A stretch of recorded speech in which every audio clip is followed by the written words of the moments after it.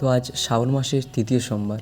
আর এই শ্রাবণ মাস মানে প্রত্যেকটা সোমবার মানে নয়, প্রত্যেকটা শ্রাবণ মাসের দিনই না আমাদের হিন্দুদের কাছে প্রত্যেকটা ভোলা বাবার দিন হয়।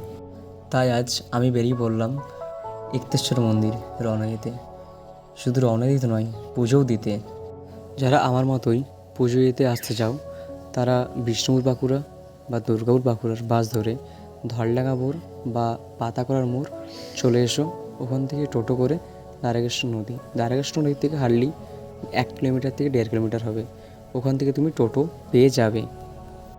তো আলটিমেটলি আমরা অবশেষে পৌঁছে গেলাম একতেশ্বর। সেই রাস্তা মানে একতেশ্বর এখান থেকে বাঁ দিকেই দেখতে হবে, ঠিক আছে? তো আমরা আজ ভাবতে পারিনি যে আজ শ্রাবণ মাসের তৃতীয় সোমবার এতটা ভিড় থাকবে।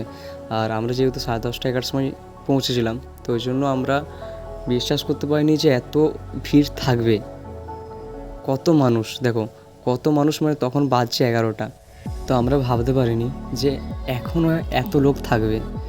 তো এখান থেকে বাইক নিয়ে যেতে খুবই কিন্তু ভিড় ছিল, তবুও চলো যতটা যাওয়া যাক। এবং পুলিশ প্রোটেকশন, সিভিক ভলেন্টিয়াররা সবাই কিন্তু আছে। তো চলো আমরা শেষমেশ পৌঁছে গেলাম একতেশ্বর, শ্রী শ্রী একতেশ্বর ধাম। সামনে কিন্তু লেখা আছে। আর এই যে নদী দেখতে পাচ্ছ, এটাই সেই দ্বারকেশ্বর নদী, আর ওটা দ্বারকেশ্বর ব্রিজ।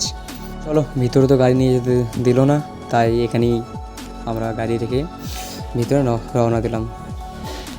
এই সেই জায়গা যেখানে চৈত্র মাসে চড়ক পূজাতে সেই গাজনটা বসে, যেখানে প্রচুর দোকানদারিতে পুরো ভর্তি থাকে। এই সেই একতেশ্বর জায়গা তখন চেনা যায় না, তখন অপূর্ব হয়ে ওঠে। পুরো ভক্তরা সব বিশ্রাম করছে বটগাছের নিচে, দেখতে পাচ্ছ ছায়া তোলাতে। আর সত্যি এত দূর থেকে জল নিয়ে যাওয়া একটা বাবার কৃপা বা ভালোবাসা বা মাইতি না থাকলে এটা পারা যায় না, অসম্ভব থাকে। এটা একটা ভক্তি ভরা ভালোবাসা না থাকলে এটা অসম্ভব। আর ভাই, এখানে তো ভক্তরা পুরো আলাদাই করে দিয়েছে। অযোধ্যার রাম মন্দির পুরো বানিয়ে নিয়েছে, মানে অযোধ্যার রাম মন্দিরকে সাথে নিয়ে পুরো সাথে যাবো একদম। তো চলো, আলটিমেটলি আমরা ঢুকে পড়লাম সেই একতেশ্বর মন্দির। চারিপাশে কত দোকান দেখতেই পাচ্ছ। আর এটা হচ্ছে 2টো গেট, ঠিক আছে? মানে এখন এই শ্রাবণ মাসের জন্য একটা যাবার জন্য, একটা আসবার জন্য। বাট পাবলিক শুনতে হয় না, তবেই তো শোনার নয়। পাবলিক যে যা রিজন মতো রাস্তা বেছে নিয়ে চলে যাবে, ঠিক আছে? তাতে কোনো অসুবিধা নেই। একটা কথা বলে রাখি, যারা দূর থেকে আসবে, যারা ধরো দূর থেকে আসছো, কিছু নিয়ে আসতে পারবে না, তো তাদেরকে কোনো কিছু নিয়ে আসার দরকার নেই। এখানে দোকানদানি সব আছে, তুমি ফুল থেকে শুরু করে দুধ এবং নারকেল সব কিছু কিনতে পারবে। সব ফুল থেকে শুরু করে আরও বিভিন্ন রকমের জিনিস, ঠিক আছে? এবং পুজোর ফল ফুল সব। আর এখানে তুমি কিছু কিনতে চাইলে আর কিছু কিনতেও পারো, সেটা তোমার ব্যাপার। তো চলো, গেটে যাচ্ছি এখন। যা ভিড়, আস্তে আস্তে যেতেই হচ্ছে। তো আমিও নিয়ে এলাম কিছু পুজোর জিনিসপত্র। আমি বাড়ি থেকে ফুল আর দুধ নিয়ে এসেছিলাম, যেহেতু পুজো করবো বলে এসেছি বাড়ি থেকে, মানে সেই ভাব নিই। দেখতেই পাচ্ছ সিদ্ধেশ্বরের গেট, আমরা জাস্ট ঢুকবো এবার। কিন্তু এখানে ভিড়টা দেখো, কত মানুষ, মানে শ্রাবণ মাসের সোমবারটা যে কী, সেটা একমাত্র হিন্দুরাই বোঝে। হিন্দুরাই সেটার ফিলিংস করতে পারে, ফিলিং আনে সেটা। কতটা ভিড় জাস্ট একবার ভাবো। এখানে প্রচুর ভিড়, কিন্তু ভিড় কাটিয়ে তো আমরা ঢুকবোই, যেহেতু এসেছি ভোলা বাবার নাম করে। তো যেসব কমিটির দাদারা আছে, তারা দেখতেই পাচ্ছ কত সুন্দর মন্দিরটাকে সাজিয়েছে এবং ভিতরে কত সুন্দর ডেকোরেশন করেছে, ভক্তদের জন্য কত কিছু করেছে। আর কতটা ভিড় সেটা তোমরা দেখতেই পাচ্ছ, প্রচুর ভিড়, প্রচুর। শ্রাবণ মাসের তৃতীয় সোমবার, ভাবা যায় না এত ভিড় হবে।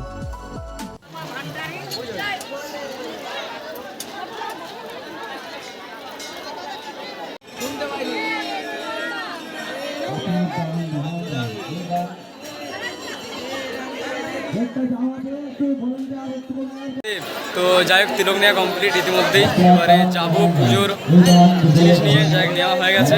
এবারে দেখা যাক সেই পুজো দেওয়ার পালি। বাবার নাম করে ফুল এবং দুধ আমি বাড়ি থেকে নিয়ে এসেছিলাম, যেহেতু ব্রাহ্মণ বাড়ির মানে আমাদের আর কি যেটা হয়, কারণ বাঙালি বাড়িতে গরু থাকবে এবং গরু থাকা মানে কিন্তু সেই দুধ, আর দুধ কিন্তু আমরা বাবা ভোলানাথের মাথায় চড়াই একমাত্র।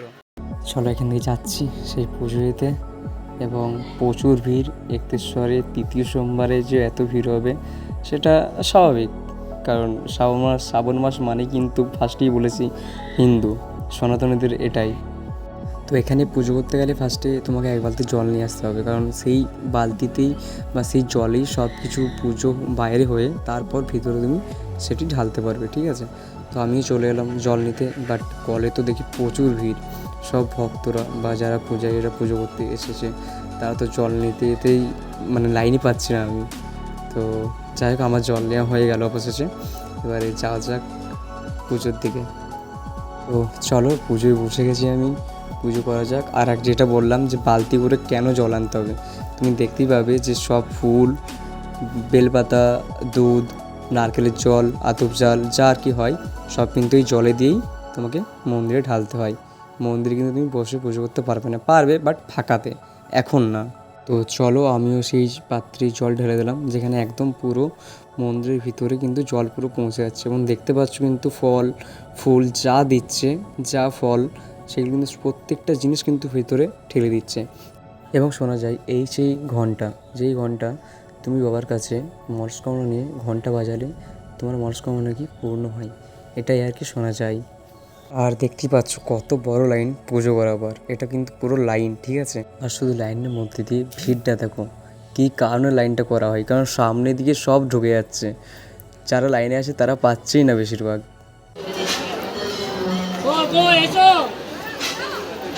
এইটাই প্রভুর নন্দী মহারাজের মন্দির, যা বাঁ কান ধরে বললে কিছু মনস্কামনা পূর্ণ হয়, এটাই শোনা যায়। এবং এই মন্দিরটি হচ্ছে শ্রী অন্নপূর্ণা দেবীর মন্দির, যাকে আমরা দুর্গা মাতা বলেও জেনে থাকি।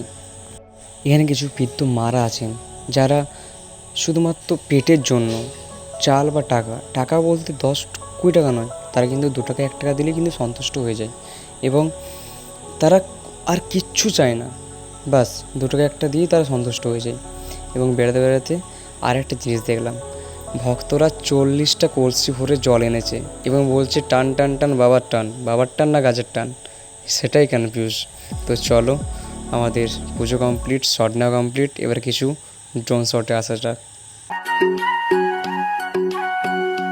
कोई मन्नत मांगे कोई माला फेरे शीश नवाए फिरता कोई डेरे डेरे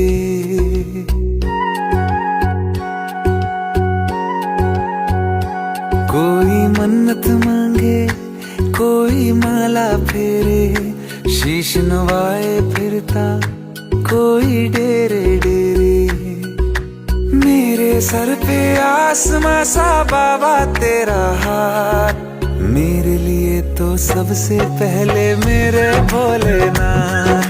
मेरे सर पे आसमां सा बाबा तेरा हाथ, मेरे लिए तो सबसे पहले मेरे भोलेनाथ, मेरे भोलेनाथ, मेरे भोलेनाथ, मेरे भोलेनाथ, मेरे भोलेनाथ।